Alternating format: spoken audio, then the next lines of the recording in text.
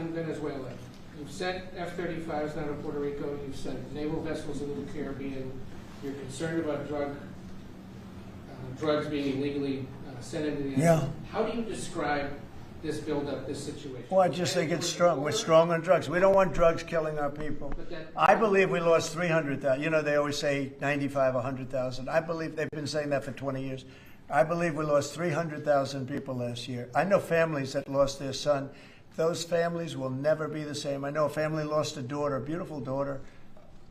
In fact, it was like she took something that she thought was like a minor deal, and it turned out to be riddled out with fentanyl. The size of the head of a pin, and you're dead.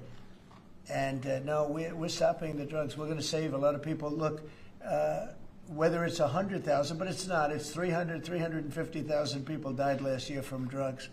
And we're not going to let that happen to this country. Think of that. Think if you're in a war and you lose 300,000. We'll lose 600,000 in the, pretty much between Gettysburg and all of that, the Civil War, we lost, what, 600,000. So we're losing half of that every year to drugs. We're not going to do it. We're not going to allow it to happen. You think of the wars.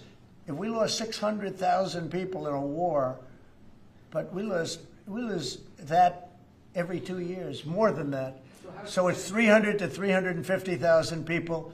And when I see boats coming in, like loaded up the other day with all sorts of drugs, probably fentanyl mostly, but all sorts of drugs, and we're going to take them out. And if people want to have fun going on the high seas or the low seas, they're going to be in trouble. I will tell you, boat traffic is substantially down in the area that happened. They called it the runway. It's a runway to the United States.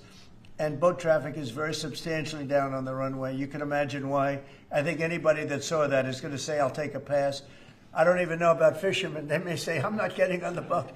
I'm not going to take a chance. What happens if Venezuela flies jets over U.S. naval vessels again? Well, I would say they're going to be in trouble.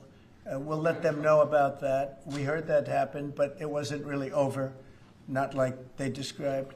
But I would say, General, if they do that, you have a choice of doing anything you want, okay?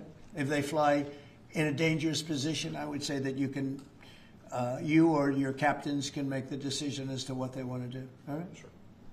Sir, we have one more. You said they didn't go over.